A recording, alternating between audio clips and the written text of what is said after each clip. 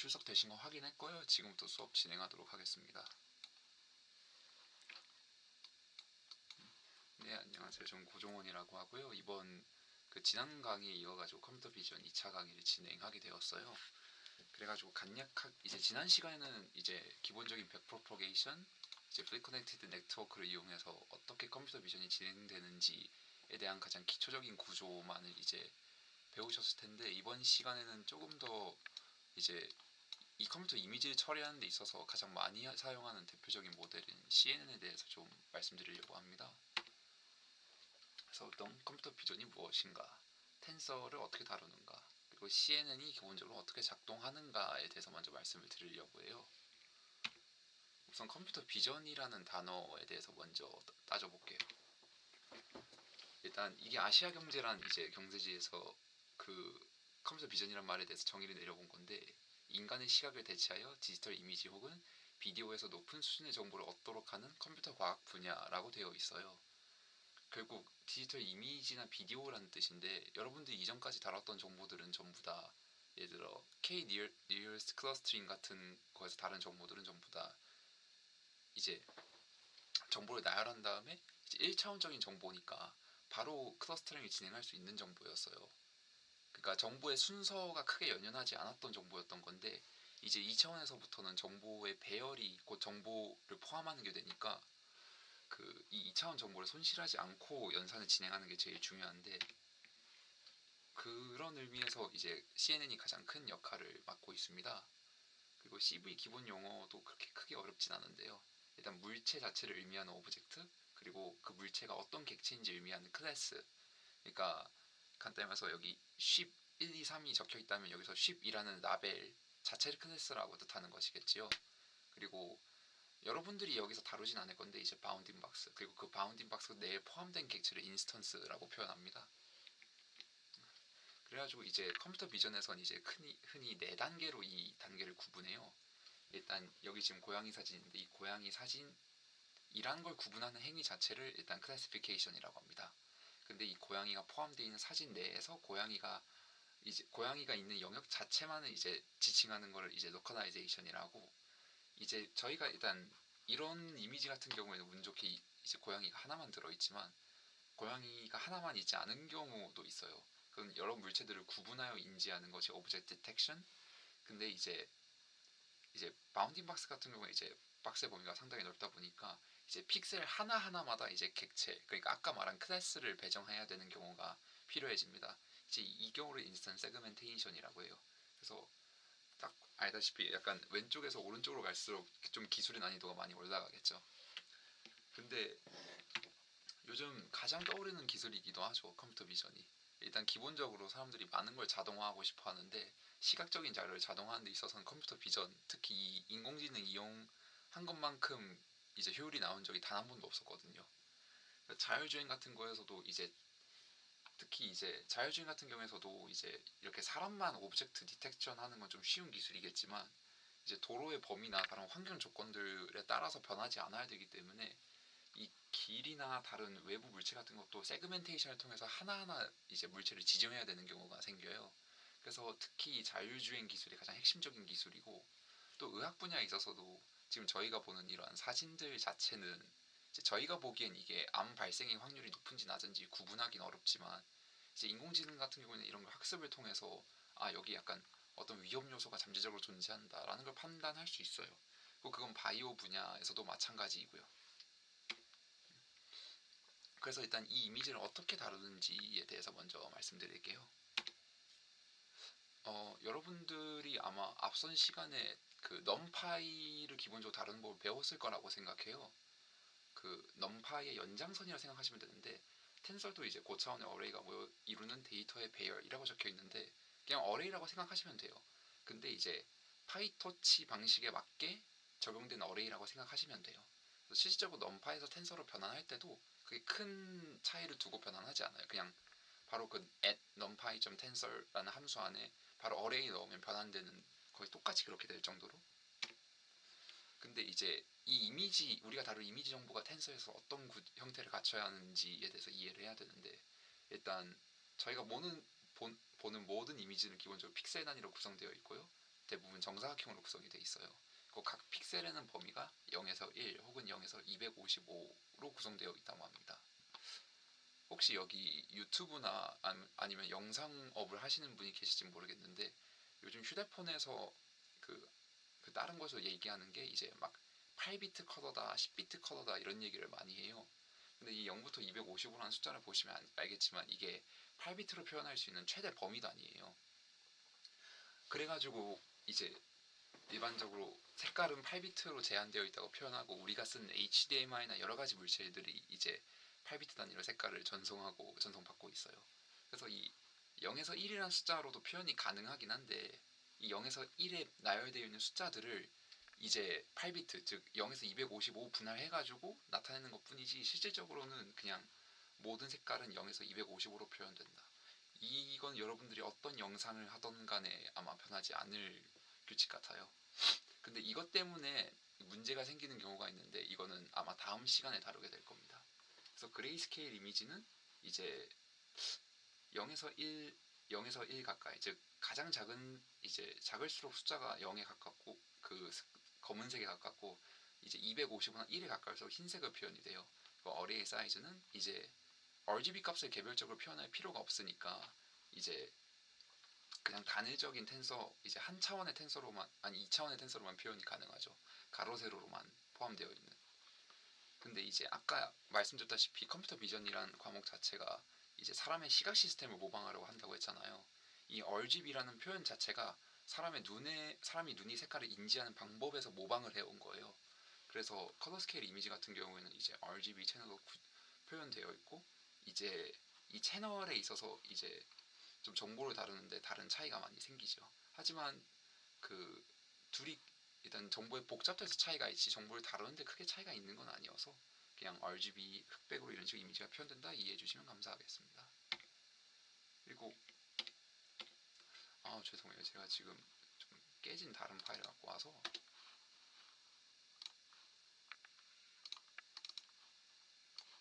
그 앱리스트랑 그 다른 요소에 대해서 먼저 설명을 드리겠습니다.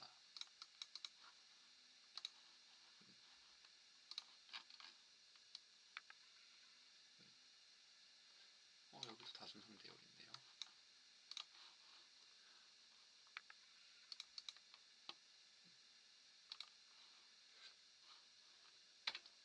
원래 이걸 진행하면서 여러분하고 동시에 앱리스트하고 시파10이라는 이미지 세트에 대해 말씀을 드리려고 했는데 그거는 지금 제가 다른 노트북에 갖고 있는 것 같아서 이건 강의 마무리 부분에서 다시 말씀드리겠습니다.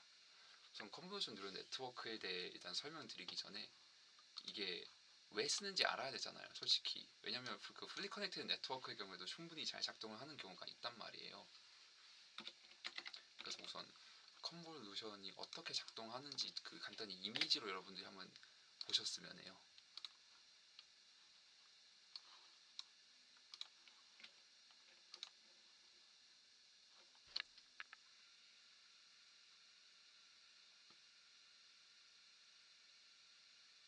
네, 이 정도면 어느 정도 직관적으로 이해하셨을 거라 생각해요.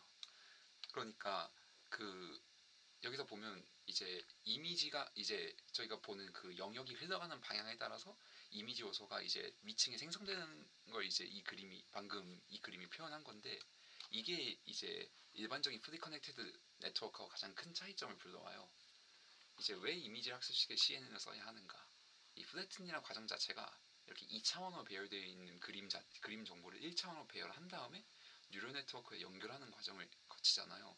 그렇기 때문에 좀 뭐라 해야 되는 게 아니라 각 요소가 전부 네트워크에 연결되는데 이 과정에서 얘하고 연결된 아래 부분 그러니까 이미지를 인식하기 위해서는 2차원 정보가 필수적인데 그 2차원 정보가 완전히 무시된단 말이에요.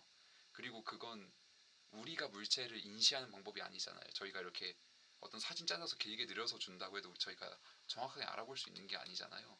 그래서 그거는 사람의 시각 시스템하고 굉장히 다른 방식으로 이제 그 정보 처리가 진행이 되는 거죠. 그래서 지금 저희가 대표적으로 또 이 과정이 풀리 커넥티드 네트워크가 그렇게 효율적으로 작동하는 것도 아니에요. 그러니까 200 곱하기 200 이 흑백 사진에 대해서도 한번 말씀을 드려봅시다. 200 곱하기 200은 4만 화소예요. 요즘 가장 많이 쓰는 이제 휴대폰 이제 화소 낮은 카메라가 아마 1200만 화소쯤 될 겁니다. 그러니까 굉장히 비교적 굉장히 작은 이미지인 거죠. 그 이미지를 이제 정말 간단하게 3개의 뉴런에 이제 프리 커넥티드 네트워크 식으로 학습을 진행시켜 보자고 가정을 합시다. 근데 저희가 앞서 배웠다시피 이 과정 하나하나에 선 하나하나가 전부 웨이트에 대응이 돼요. 그러니까 4만 개의 인풋에 대해서 3개의 뉴런만 연결하려고 해도 12,000개의 웨이트가 필요해져요. 그리고 이 12,000 웨이트가 그냥 저장만 해서 고정이 되면 좋겠지만 이제 알다시피 이제 학습을 하려면 백프로퍼게이션을 또 12,000번의 웨이트에 대해서 전부 일일이 대응을 해야 되는 거죠. 그런 의미에서 좀 이 컨볼루션 네트워크는 좀 많은 장점을 가져요. 지금 좀 적게 그리긴 했지만 이게 전부 4만 픽셀 200 x 200 픽셀이라고 가정을 합시다. 이때 한 번 연산할 때는 9개만 찝어서 이 웨이트를 곱해서 다음 값으로 전달을 해주는 겁니다. 그리고 아까 사진에서 보셨다시피 아니 GIF에서 보셨다시피 이 컨버전 필터만 이용해서 직접적으로 이동하면서 이제 다음 값을 넘겨줄 거예요. 그래서 실적으로 존재하는 웨이트 값은 이 필터 내에 존재하기 때문에 얘는 그 필터의 그 네트워크 그 값의 웨이트의 개수가 곧 그 전달되는 네트워크 웨이트의 개수와 동일하게 돼요. 그러니까 웨이트의 개수부터 말이 안 되게 적죠. 그리고 무엇보다 이제 그 백프로퍼게이션 할 때까지 이제 전부 다 연산을 안 할 필요가 없는 건 아니지만 일단 감당해야 하던 웨이트가 적은 것만으로도 훨씬 원활하게 연산을 진행할 수가 있지요. 그래서 왜 CNN을 진행시켜야 하는가라고 묻는다면 일단 첫 번째는 계산에 있어서 너무 효율적이에요. 방금 아까 웨이트 개수가 적다시피. 그리고 얘 자체에 대한 정보를 인식하기 위해서 아까 GIF로 보여드린 것처럼 2차원적으로 이미지를 추출해낼 방법이 필요했어요. 그게 아까 말씀드린 컨볼루션이란 방법이에요. 그래가지고 이 컨볼루션이 전체적으로 어떻게 진행되는지 대해서 하나하나 설명드릴 건데요. 우선 기본적으로 인풋이 진행된 다음에 이 인풋의 컨볼루션을 통해서 이 특징을 가지고 있는 피처 맵들을 여러 번 뽑아냅니다. 그리고 이 서브 샘플링 과정을 여러 번 거친 다음에 맨 마지막에 프리 커넥티드 네트워크를 통해서 결과물을 도출하는데 우선 이 커널이 제가 아까 컨볼루션 과정에 대해서 먼저 말씀을 드렸잖아요. 여기서 일단 커널이란 말을 흔히 사용을 하는데 굳이 그냥 커널 필터 다 동일한 개념이라고 생각하시면 돼요. 그래서 이 커널을 통해서 우선 이미지의 부분 바이 부분마다 정보를 얻어내서 합한다. 그리고 이 피처 맵은 이 정보가 합쳐진 그 다음 아웃풋이라고 볼 수 있어요. 즉 지금 이 그림을 보여드린 게 훨씬 직관적으로 이해하실 수 있을 것 같으신데요. 필터에 있어서 저희가 그 프리 커넥티드 네트워크를 이제 다음 값으로 전달해 줄 때 리니어 연산자를 이용해서 각 웨이트들을 곱해서 전부 합한 값을 그 레이어층에 넘겨드리잖아요.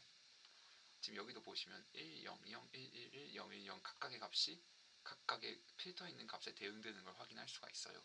그 대응되어 있는 값 하나하나가 더해져서 4란 값을 이루어서 피처맵의 다음 위치에 오는 걸 알 수가 있어요.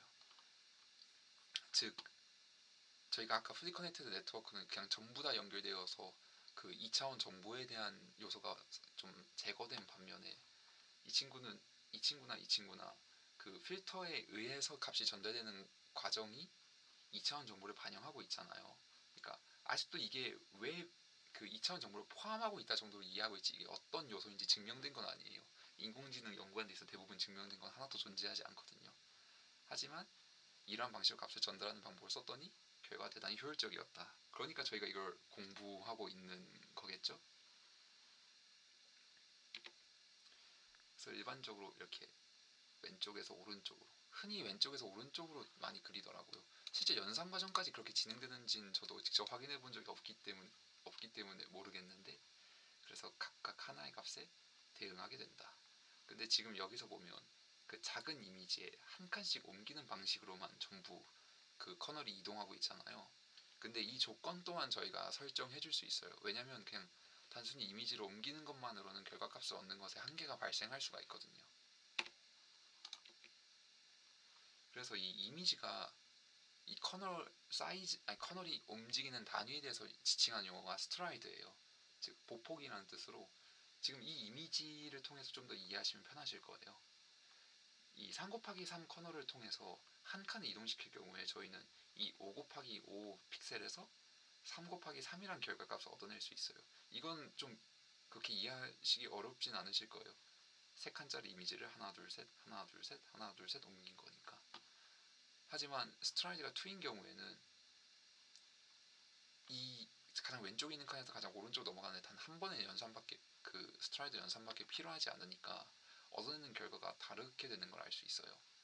그리고 이런 경우에 어떤 차이가 생기냐면 그 각각의 여기 픽셀에 이 겹치는 부분에서 정보만 전달되는 경우가 있어요. 이런 경우에는 정보의 불균형이 생기는 경우도 있는데 이제 이런 지금 보여지는 사진의 이미지의 경우에는 대단히 좀 작은 케이스라서 어쩔 수 좀 그런 특징이 나타나는 거지. 스트라이드로 인해서 정보의 특징이 심각하게 결정되는 경우는 크게 없습니다. 그래서 이게 좀 스트라이드에서 좀 화살표로 나타낸 건데요. 이제 저희가 7 곱하기 7 이미지가 있을 때 어떻게 다음 값을 얻어내는지에 대해서 좀 적어본 거예요. 근데 기본적인 덧셈 뺄셈 연산이니까 어려우실 건 없으실 거라고 생각해요.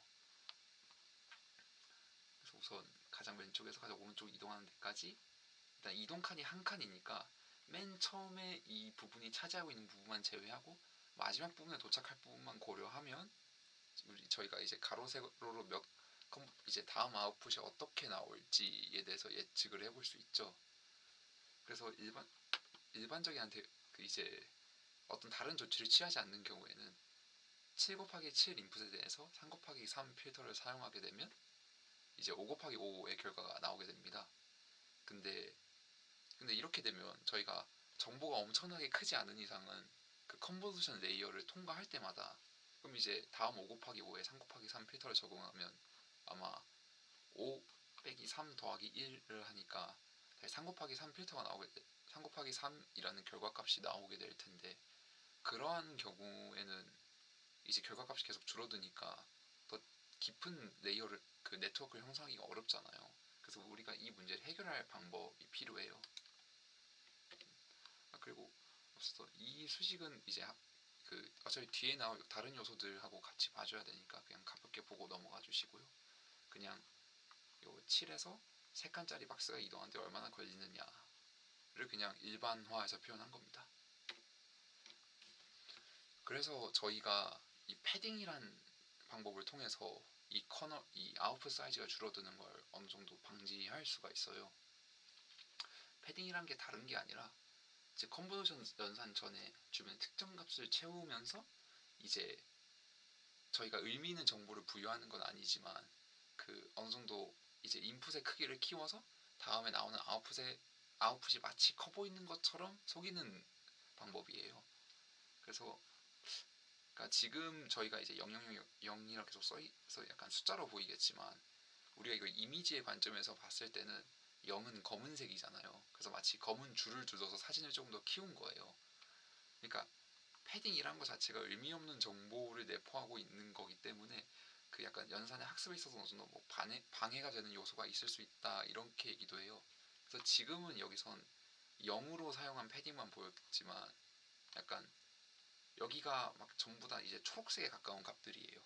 그러면 이제 왠지 모르게 그 더 사진의 프레임 밖에 있는 다른 요소들도 약간 초록색 배경일 것 같잖아요. 그래서 요 끝에 있는 값들도 이제 패딩을 해주는 이제 그 엣지 패딩이나 다른 여러 가지 방식들이 있어요. 하지만 지금 오늘은 좀 설명의 편의성을 위해서 그냥 지금 여기에서 제로 패딩이 진행된다 정도로만 설명드릴게요. 그래서 지금과 아까는 7 곱하기 7 사진이었잖아요. 근데 지금 딱 한 칸 0 제로 패딩을 딱 1만 적용해가지고 이제 주변에 둘러본 걸 확인할 수 있어요. 이제 그러니까 이미지가 9 곱하기 9가 되어가지고 지금 자연스럽게 지금 W가 원래는 7, 그 K가 3, 근데 이 P가 패딩을 의미하는 건데요.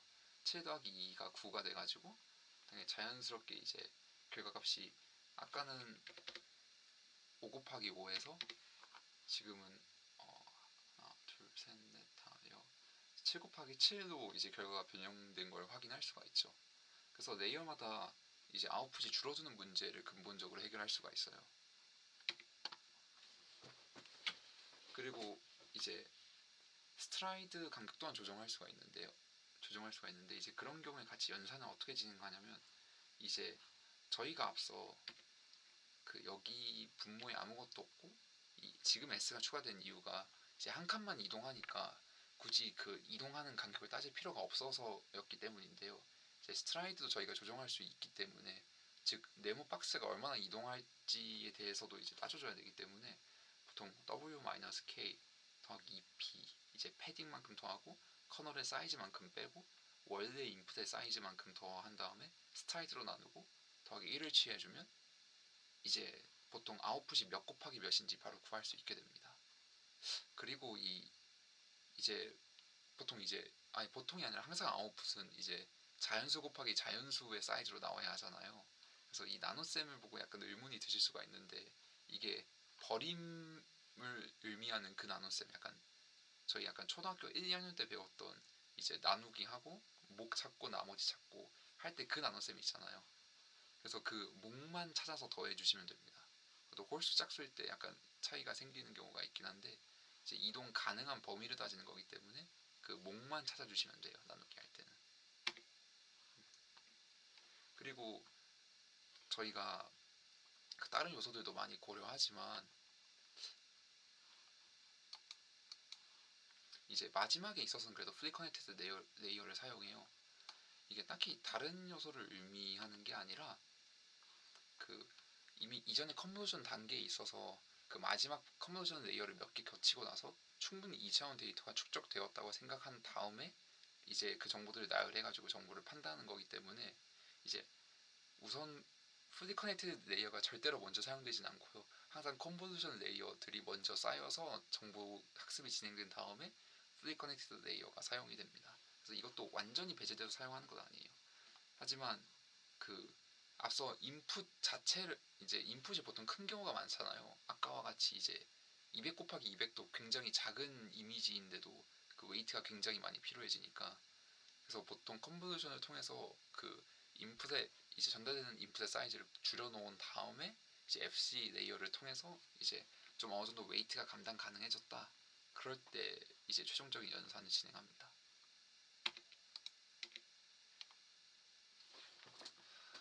그리고 앞서 말씀드리면서 그 CNN의 효율성의 중요성을 되게 많이 말씀드린 것 같아요. 그 이제 풀리 커넥티드 레이어에 비해서 굉장히 이제 웨이트도 적고 이제 커널 사이즈에 의해서 이제 웨이트도 막 9개 이제 뭐 끼케야 뭐 5 곱하기 5, 64 곱하기 64 이 정도로 큰 커널을 사용해도 1000 몇 개밖에 안 되니까 좀 연산량이 부담이 줄어드는데, 그럼에도 불구하고 이미지는 굉장히 큰 파일이에요. 그래서 이걸 따지는데 어려움이 있어가지고 저희가 의미 있는 정보를 추출하기 위해서 따지는 요소가 또 있어요. 이제 이걸 풀링이라 얘기하는데, 이제 보통 풀링은 이렇게 지금 저에게 주어진 인풋을 크게 구간에 나누어서 그 구간에서 의미 있는 정보만 추출하는 과정을 의미해요. 지금 얘는 4 곱하기 4 인풋에 대해서 2 곱하기 2의 커널을 가진 풀링 필터를 적용하는 경우예요. 그래서 각 2 곱하기 2 이미지마다 맥스 풀링, 이 친구는 가장 큰 값만을 가져오는 풀링을 의미해서 지금 5, 8, 9, 7 그러니까 다음같이 가장 큰 값만 가져오는 경우고요. 얘는 에버리지 풀링이어서 그냥 값을 전부 다 평균을 내어서 사용하는 경우입니다. 그래서 일단 풀링의 가장 큰 특징은 연산의 부담을 줄이기 위해서 사용하는 거예요.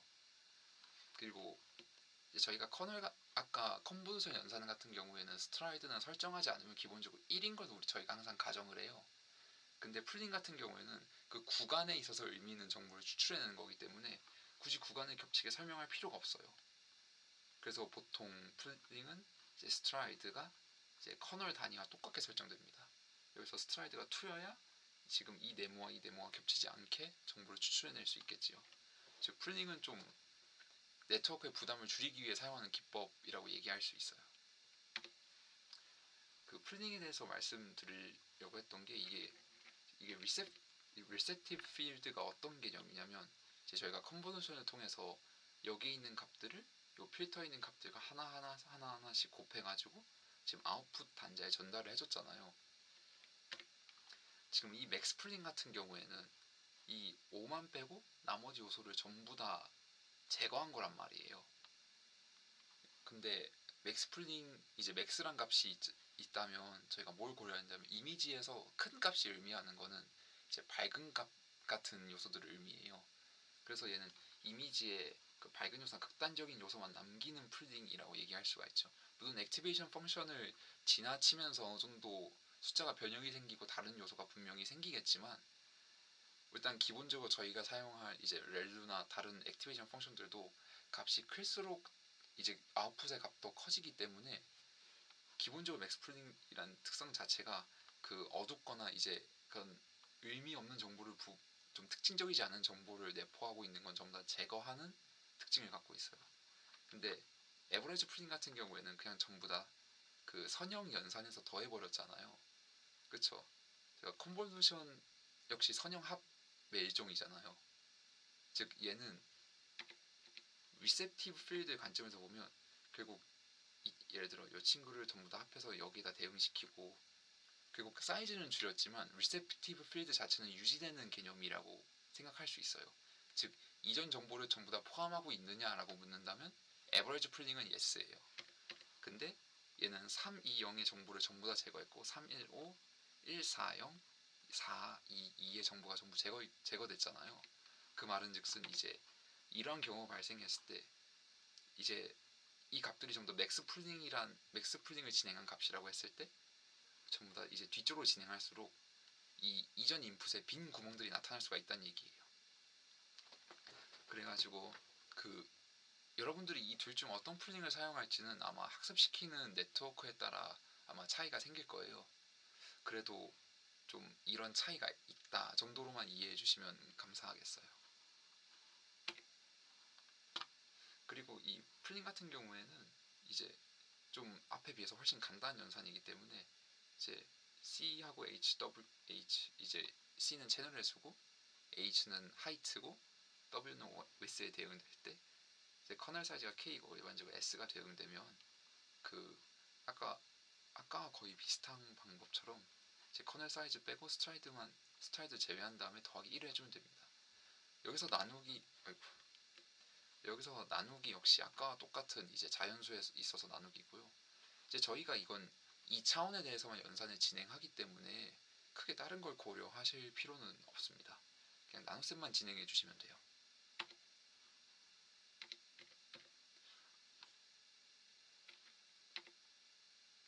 네, 이제 컨보루션 연산에 대해서 진행을 할 건데요.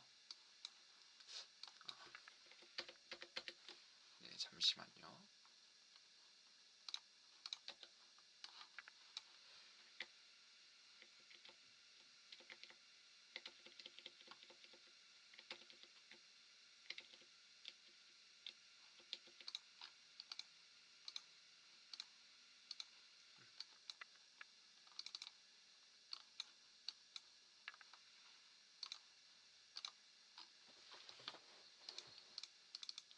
자료에 지금 좀 비어있는 부분이 발견한 것 같아서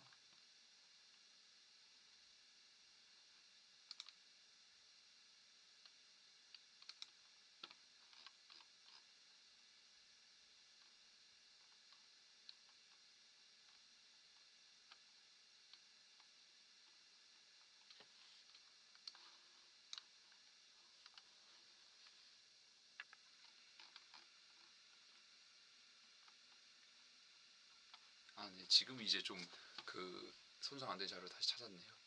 그 지금 PDF로 올린 자료가 좀 누락되어 있는 부분이 있을 수도 있어요. 그래서 제가 이건 다시 이 자료로 PDF로 변환해서 조금 이따 다시 올려드릴게요. 아까 좀뭐 깊은 얘기를 더 하려고 했던 건 아니고 이제 엠니스트하고 시바텐에 대한 이제 정보에 대해서 말씀드리고 싶었어요.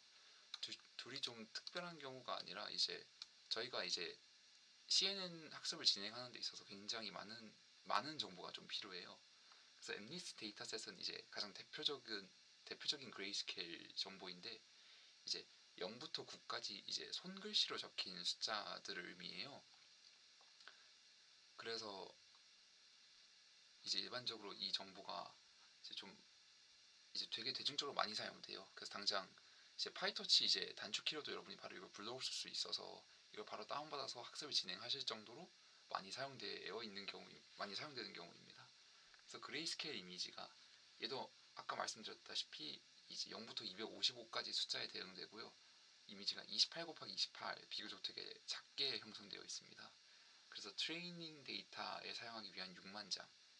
근데 이 트레이닝 데이터에 밸리데이션 데이터 역시 포함되기 때문에 일반적으로는 5만 대 만 비율로 이제 트레이닝과 밸리데이션 데이터를 나눠서 사용하던가 아니면 5만 5천 대 5천의 비율로 많이 나눠서 사용을 합니다.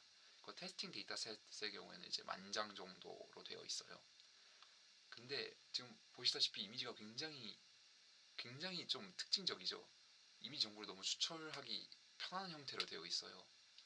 그래서 저희가 이 엠리스트 데이터셋으로 어떤 인공지능을 학습시켰을 때 이제 엠리스트 데이터는 그냥 기가 막히게 맞출 수도 있어요. 막 98%, 99% 이런 식으로 정확도가 나오는 모델을 만들 수 있는 반면에 그 모델을 이제 실제 다른 이미지에 학습시켜서 진행을 시키려고 하면 굉장히 좀 효율이 안 좋게 나오는 경우가 발생해요.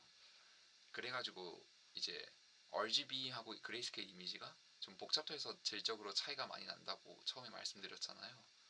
그래서 사용하는 이미지 데이터셋이 어떤 거냐면 시파 이미지예요. 그러니까 지금 이거 시파 10이어가지고 이제 10개 항목만 갖고 있는 이제 이미지를 갖고 온 건데 팩도 있고 이제 좀 되게 컬러 이미지가 되게 많이 포함되어 있어요. 그래서 컬러 스케일 이미지가 이제 32 곱하기 32고요. 아까 말씀드렸다시피 컬러 스케일이니까 채널은 3개 존재합니다. 근데 아까 맞아요. 이제 트레이닝 데이터셋은 이제 5만 장, 이제 테스팅 데이터셋은 이제 10,000장 존재해요. 그래서 여러분들이 실질적으로 이제 인공지능이 어느 정도 괜찮게 설계가 되었는지 확인을 해보려면 엠리스트만으로 검증하는 건 충분하지 않을 수도 있어요. 그래서 그나마 좀 이제 배경 요소에서 이제 개별적인 이미지에 대한 학습을 진행하는 유의미한 지표가 시파 10 정도는 돼야 한다고 생각해가지고 여러분들이 나중에 인공지능 학습하실 경우에는 항상 이 점을 좀 유념해 주시기 바랍니다.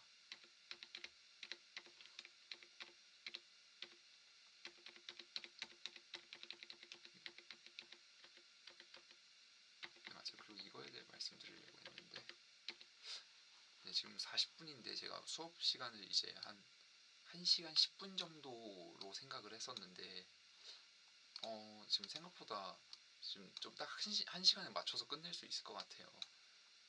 혹시 여러분 더 지금 질문할 사항이나 이런 거 없으시면 쉬는 시간 그냥 갖지 않고 바로 남은 한 20분 정도 진행해서 수업 마치려고 하고 있거든요. 나머지는 이제 컨보지션 네트워크에 대한 계산이 어떻게 진행되는지에 관해서예요. 그래서 혹시 앞에 여태까지 내용에 대해서 좀 이해 안 가신 점이나 좀 한 번 더 듣고 싶은 내용이 있으시다면 말씀해 주시면 감사하겠습니다. 쉬는 시간 필요하신 분 있으시면 지금 말씀해 주세요.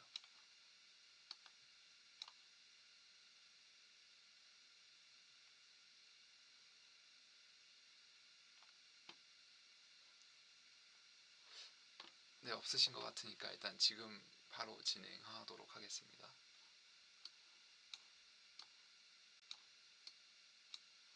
우선 컨보지션 네트워크를 계산하는 데 있어서 이제 가장 대표적인 예시 중 하나예요. 아까 제가 보여드린 이미 그 움직이는 GIF의 경우엔 네, 이거 한 번 더 설명드릴게요. 컨보지션 연산 진행할 때마다 크기가 줄어든다는 게 그 리셉티브 필드의 관점에서 말씀을 드리자면, 그리고 컨보지션 네트워크란 특징 자체가 여기 있는 모든 숫자들을 필터에 있는 숫자와 곱해서 합해서 더해줘라 라는 개념이에요. 그러니까 저희가 지금 같은 경우는 이미지가 좀 똑같은 거여서 좀 좋지 않은 예시인데, 이 경우에 이 큰 3 곱하기 3을 이 하나의 요소에 압축하니까 그 레이어가 진행되면 진행될수록 더 작은 값이 올 수밖에 없어요. 왜냐면 이제 이 같은 경우 이걸 동일한 필터에 대해서 적용을 하려면 이 3 곱하기 3 이미지를 다시 하나로 묶으면 얘는 당장 두 단계만 겹쳤는데도 5 곱하기 5 이미지에서 3 곱하기 3 이미지에서 1 곱하기 1 이미지로 변하잖아요. 그래서 연산을 진행할수록 크기가 줄어든다는 것이 컨볼루션 연산의 특징이에요. 그게 좀 이해가 가셨을까요?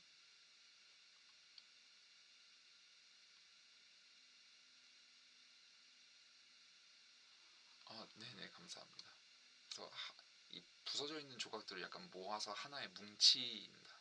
그리고 다음 경도 똑같이 모아서 뭉친다. 약간 이게 컨볼루션의 본질이라 생각하시면 돼요.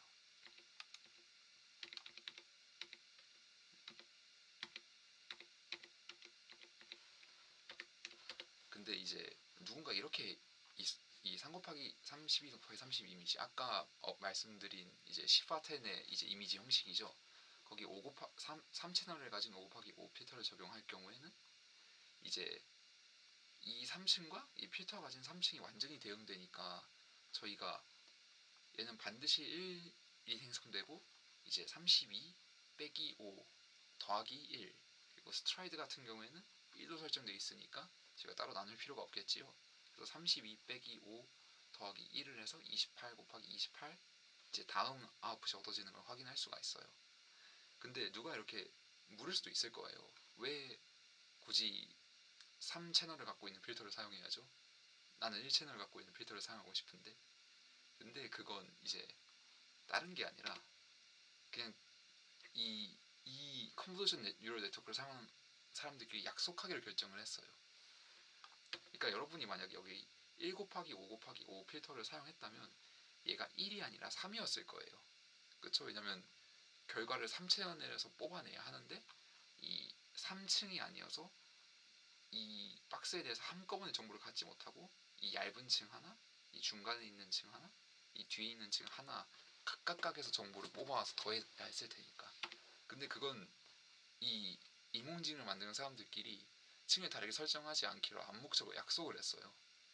그래서 우리가 층을 여러 개 만들고 싶거든 차라리 다른 방법을 사용하고 만약에 어떤 특정 예를 들어 4채널을 갖고 있는 이미지에 그 4채널 32 곱하기 32 이미지를 갖고 있는 것에 대해 뭐 6 곱하기 6 필터를 설정한다면 무조건 채널 수만큼은 동일하게 해서 그거에 대한 결과로는 한 층만 나오게 하자라고 약속을 했어요.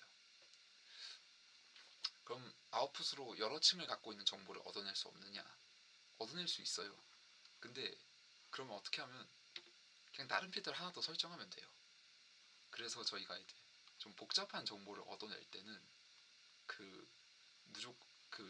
어떤 다른 채널을 갖고 있는 이제 채널 여러 개의 아웃풋을 뽑아낼 때는 항상 이러한 방식으로 사용해요.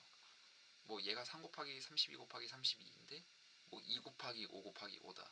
그래서 2층이니까 뭐 이렇게 하나, 이게 앞하고 중간 하나, 뭐 뒤하고 중간 하나 이렇게 정보를 뽑아낼 수 있는 거 아닌가 한다면 아니라고 해야 돼요.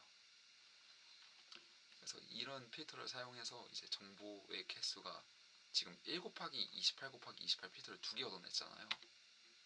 이제 이런 필터를 6개 사용한다고 하면 1 곱하기 28 곱하기 28의 결과물들이 총 6개 생긴 게 돼요.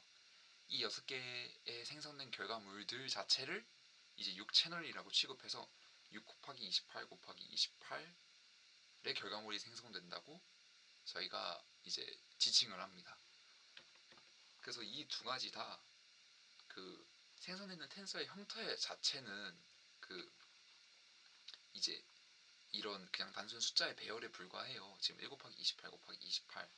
근데 이 둘을 맞추는 것하고 결국 그럼 그냥 저는 이제 1 곱하기 5 곱하기 해서 아웃풋을 3개를 얻어내고 그러한 3개 얻어내는 필터를 6개 사용해서 전 18개 얻어낼게요 하는 방법 같은 게 이제 통하지 않는 이유가 이제 이러한 합의를 진행했기 때문이에요. 그래서 여러분들 이제 이번 시간에 코딩 실습은 없고 이제 다음 시간에 복잡한 모델을 배우면서 그때 코딩 실습을 같이 진행할 건데 그럴 경우에는 이제 이런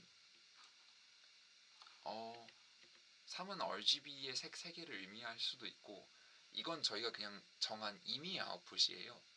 그러니까 임의의 인풋의 채널 개수예요. 이게 3이 될 수도 있고 5가 될 수도 있고 10이 될 수도 있어요. 하지만 그게 어떤 숫자가 됐던 간에 필터의 채널 숫자 또한 인풋 이미지의 채널 숫자가 반드시 동일해야 한다는 겁니다.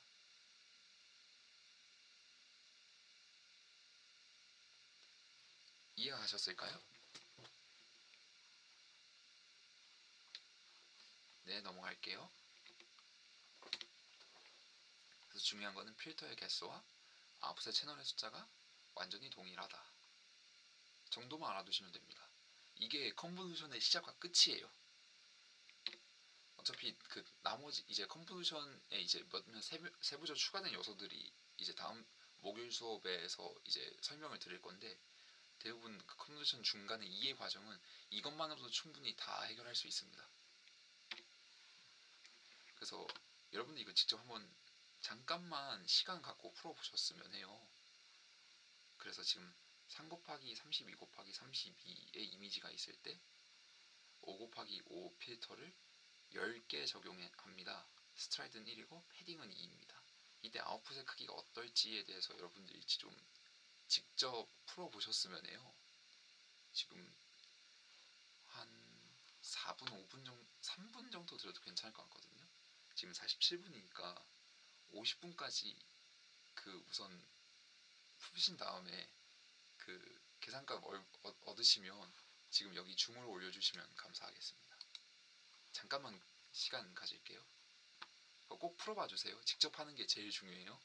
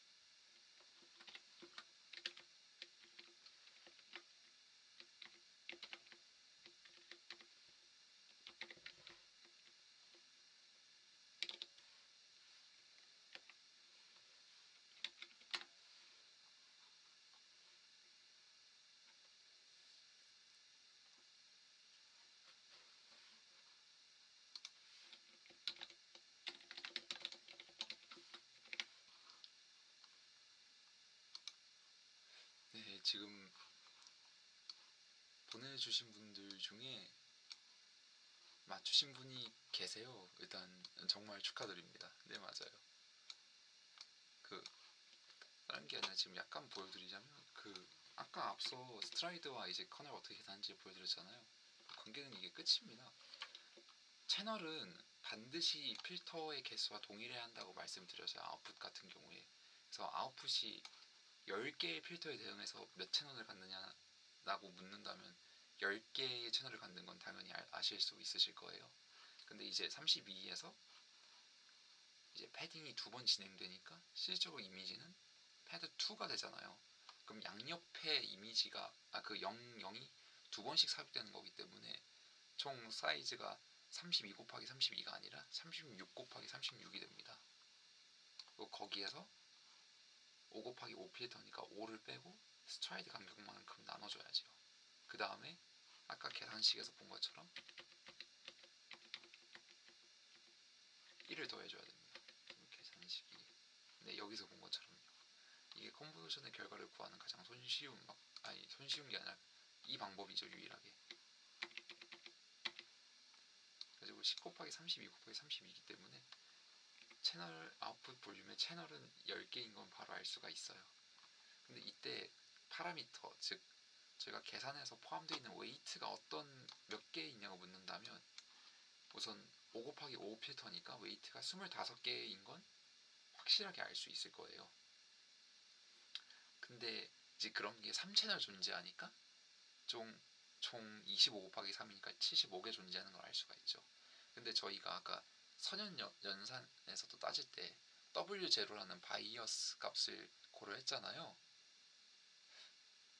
그렇기 때문에 저희가 지금 컨버전 레이어에서는 이제 어디에 바이어스가 가해져 있어요 라고 명확히 따지자면 이제 여기 바이어스가 조금씩 더해져 있는 거겠지만 일단 값은 1까지 더해져 가지고 75 더하기 1 그리고 10개의 필터가 존재하는 거니까 760의 값이 나오는 걸 확인할 수 있습니다.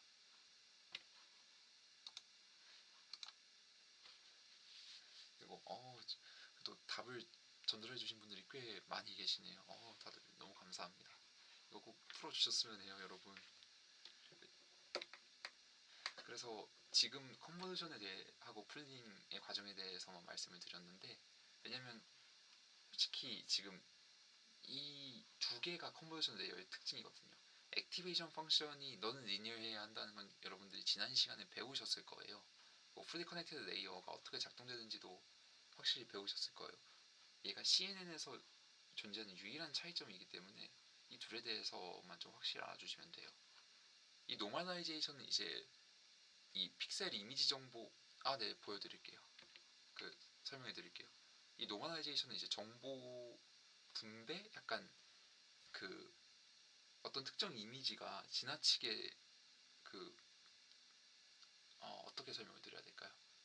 그러니까 저희가 인공지능 학습을 할 때 아무리 이미지를 객관적으로 여러 가지를 넣어준다고 해도 이미지에 항상 바이어스가 발생을 할 수밖에 없어요. 어떤 인공지능이든 간에. 그래서 그 트레이닝으로 인한 바이어스와 테스트로 인한 테스트 정보가 갖고 있는 바이어스의 차이가 크면 클수록 저희가 트레이닝을 했을 때 올바른 테스팅 결과를 나타내지 못하는 경우가 생겨요. 그걸 해결하기 위한 방법이 노멀라이제이션인데 이거는 좀 CNN에 있어서 비교적 최근 도입된 개념이고 좀 지금 당장 중요한 내용은 아니어가지고 지금 이제 다음 시간에 같이 묶어서 설명하도록 하겠습니다. 그리고 32 그 식을 한 번 더 보여드리자면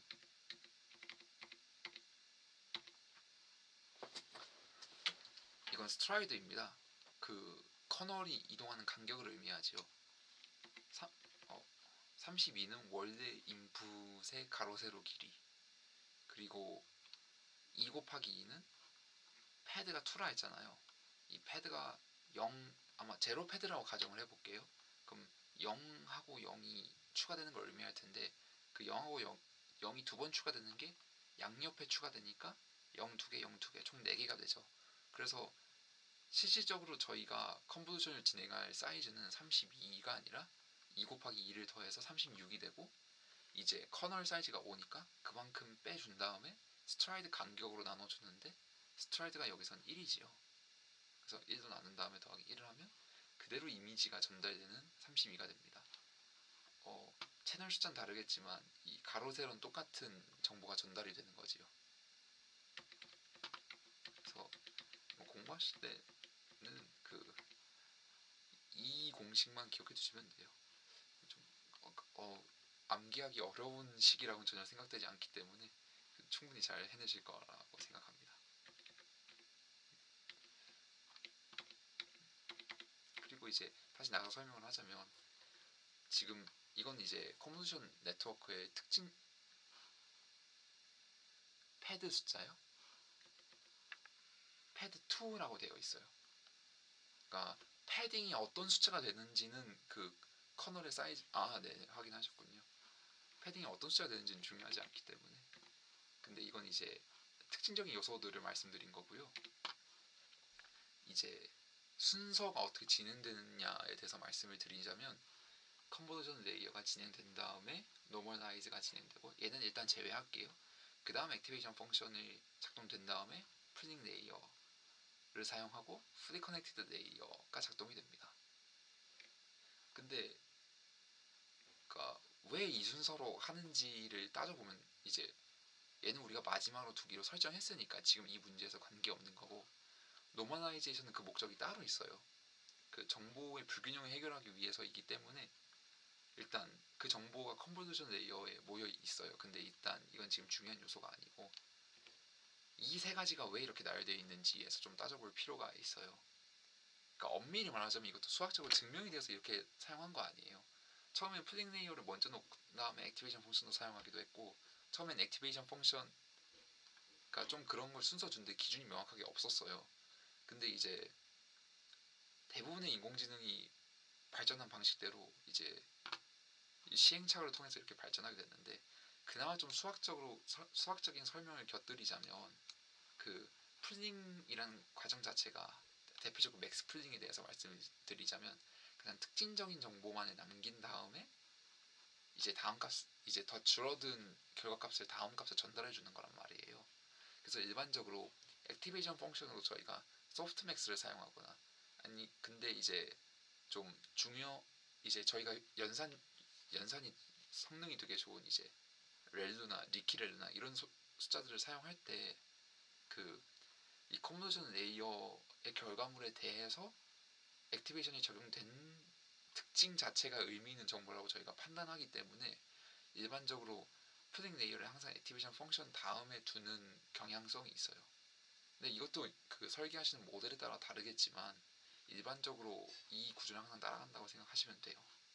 그래서 오늘 이 컨버전의 구조를 되게 좀 잘 알아두셔야 될 게, 지금 목요일날 이걸 계산하는 법을 그냥 되게 손쉽고 빠르게 하실 수 있어야 하시는 게, 그 목요일날 드릴 강의를 잠깐만 보여드리자면,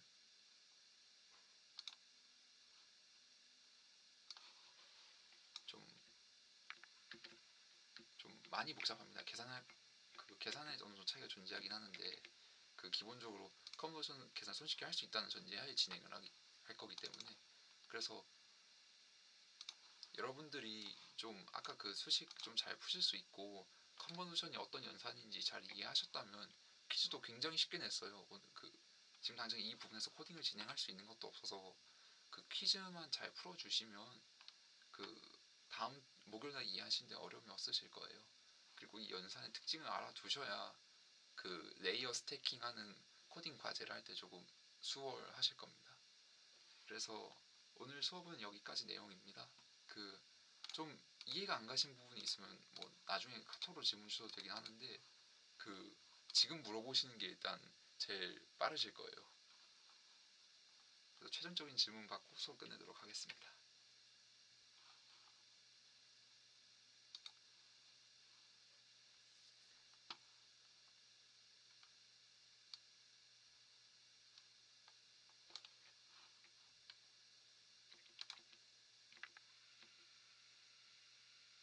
네, 그럼 오늘 수업 여기까지 진행하도록 하겠습니다.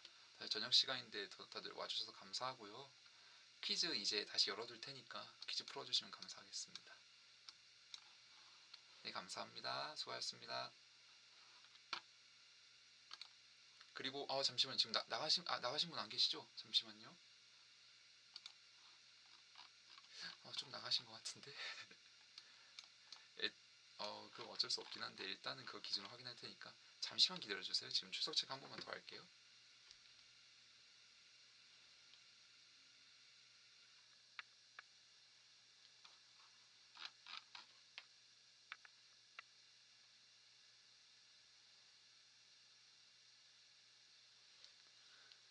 네, 감사합니다. 다시 들어오셨나요? 지금 들어오신 분들 한 번만 적어주시겠어요, 다시?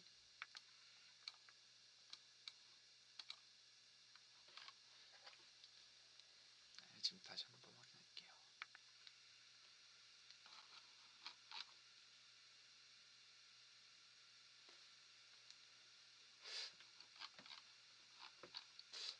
일단 들어오신 분도 확인했습니다. 근데 그 전까지 제가 사람들 안 나가신 걸 확인해가지고 아마 처음에 그 들어오신 분들 기준으로 출석 체크할 것 같아요. 네, 오늘 다들 감사했습니다. 지금 응답 받는 것도 풀어봤고요. 다들 퀴즈 되게 쉬워요. 되게 금방 풀실 수 있으실 거예요. 그 퀴즈 6에서요? 아, 패딩이 없는 거예요. 아, 네. 그리고 말씀드리자면 그 1번, 2번, 3번에 대해서는 좀 네, 지금 다 배우신 걸 풀 수 있을 거라 생각해요. 컨보노션이란 게 곱해서 더하는 연산이니까. 네, 그리고 6번 같은 경우에는 패딩이 적용되지 않아요. 그대로 풀어주시면 감사하겠습니다. 네, 지금 출석 다 확인되셨고요. 이제 퇴장하셔도 괜찮을 것 같습니다. 다들 수고 많으셨어요.